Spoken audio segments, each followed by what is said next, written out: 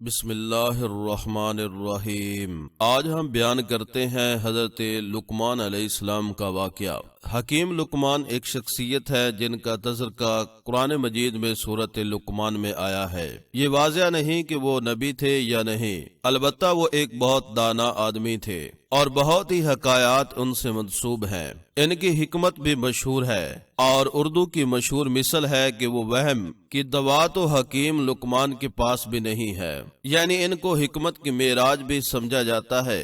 حکیم لقمان اللہ تعالی سے بہت محبت کرتے تھے اور ان کا ایمان بہت ہی طاقتور تھا۔ قرآن میں ان کی کچھ نصیحتیں درج ہیں جو انہوں نے اپنے بیٹے کو کی تھی۔ حضرت لقمان کی مدح و ثنا اور ان کی بعض نصیحتوں کا تذکرہ قرآن مجید میں بڑی عظمت و شان کے ساتھ بیان کیا گیا ہے، اور انہی کے نام پر قرآن مجید کی ایک سورت کا نام سورۃ لقمان رکھا گیا۔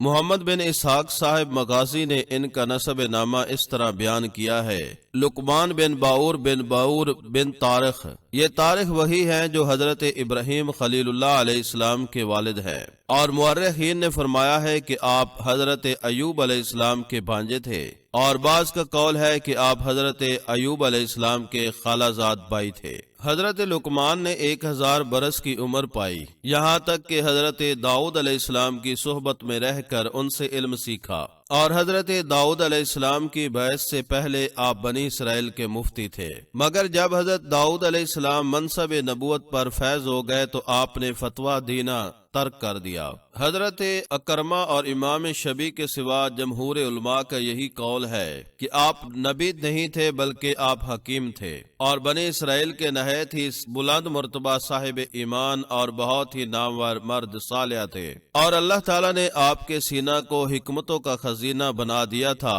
قرآن مجید میں آیا ہے: اور اس وقت کو یاد کرو جب لقمان نے اپنے بیٹے کو نصیحت کرتے ہوئے کہا کہ بیٹا خدا کے ساتھ شرک نہ کرنا، شرک تو بڑا ظلم ہے۔ حضرت لقمان عمر بھر لوگوں کو نصیحت فرماتے رہے۔ تفسیر فتح الرحمان میں ہے کہ آپ کی قبر مقام سرفند میں ہے جو رملہ کے قریب ہے، اور حضرت فتادہ کا قول ہے آپ کی قبر رملہ میں مسجد اور بازار کے درمیان میں ہے، اور اس جگہ 70 انبیاء علیہ السلام بھی مدفون ہیں جن کو آپ کے بعد یہودیوں نے بیت المقدس سے نکال دیا تھا، اور یہ لوگ بھوک پیاس سے تڑپ تڑپ کر وفات پا گئے تھے۔ آپ کی قبر پر ایک بلند نشان ہے اور لوگ اس کی قبر کی زیارت کے لیے دور دور سے جایا کرتے ہیں۔ حکمت کیا ہے؟ حکمت عقل و فہم کو کہتے ہیں، اور بعض نے کہا کہ حکمت معرفت اور اصابت فی الامور کا نام ہے، اور بعض کے نزدیک حکمت ایک ایسی شے ہے کہ اللہ تعالیٰ جس کے دل میں یہ رکھ دیتا ہے اس کا دل روشن ہو جاتا ہے۔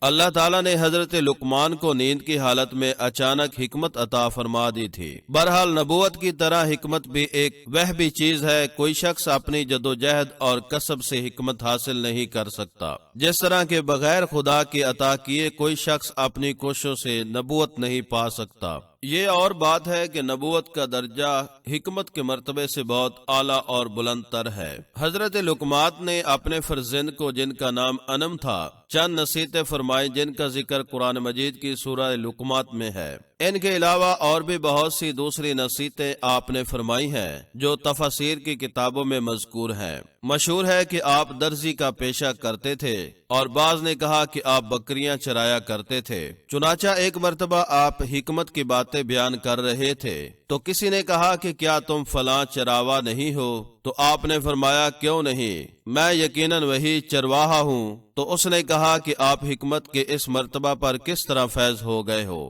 تو آپ نے فرمایا کہ باتوں میں سچائی اور امانتوں کی ادائیگی اور بیکار باتوں سے پرہیز کرنے کی وجہ سے۔ بعض کتابوں میں لکھا ہے کہ حضرت لقمان نے فرمایا ہے کہ میں نے 4000 نبیوں کی خدمت میں حاضری دی ہے، اور ان پیغمبروں کے مقدس کلاموں میں سے 8 باتوں کو میں نے چن کر یاد کر لیا ہے جو اس طرح بیان کی جاتی ہیں: جب تم نماز پڑھو تو اپنے دل کی حفاظت کرو، جب تم کھانا کھاؤ تو اپنے حلق کی حفاظت کرو، جب تم کسی غیر کے مکان میں رہو تو اپنی آنکھوں کی حفاظت کرو، جب تم لوگوں کی مجلس میں رہو تو اپنی زبان کی حفاظت کرو، اللہ تعالیٰ کو ہمیشہ یاد رکھو، اپنی موت کو ہمیشہ یاد رکھو، اپنے احسانوں کو بھلا دو، دوسروں کے ظلم کو فراموش کر دو، ان کی دانائی سے لبریز باتوں کی کچھ مثالیں یوں بیان کی جاتی ہیں: اور لوگوں سے غرور کے ساتھ اپنا رخ نہ پھیر اور زمین پر اکڑ کر مت چل، بے شک اللہ تعالی ہر متکبر اترا کر چلنے والے کو ناپسند فرماتا ہے۔ اس دنیا میں ایسے کوشش کرو جیسے یہیں ہمیشہ رہنا ہے، اور آخرت کے لیے ایسے کوشش کرو جیسے کل مر جانا ہے۔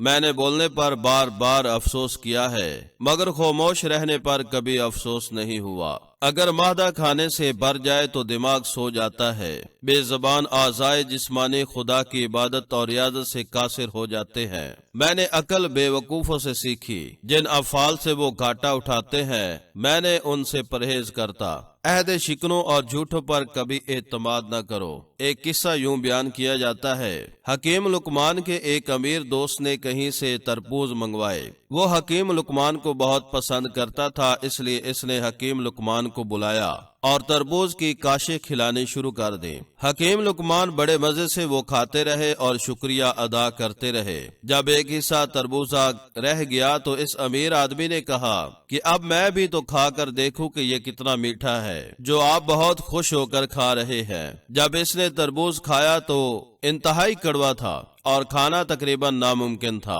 اس نے حیرت سے پوچھا کہ اے لقمان، آپ یہ کیسے کھا رہے تھے؟ انہوں نے جواب دیا کہ اے دوست، آپ کے ہاتھوں سے سینکڑوں اچھی چیزیں پائی ہیں جن کے شکرانہ سے میری کمر جھکی ہوئی ہے۔ مجھے شرم آئی کہ وہ ہاتھ جو مجھے بہت اچھی چیزیں عنایت کرتا تھا، اگر اسے ایک دن کوئی کڑوی چیز ملے تو میں اس سے انکار کیسے کر دوں؟ اے دوست، اس بات کے لطف سے کہ یہ تربوز آپ کے ہاتھوں سے آیا ہے، اس نے اس کی کڑواہٹ کو مٹاس میں بدل دیا ہے۔ اس بات سے یہ سبق ملتا ہے کہ اللہ تعالیٰ نے انسان پر بے شمار نعمتیں نازل کی ہے، چنانچہ اگر انسان کو کچھ تکلیف ملے تو فوراً ناشکرا بن کر شکایت نہیں کرنا چاہیے۔ Thanks for watching video.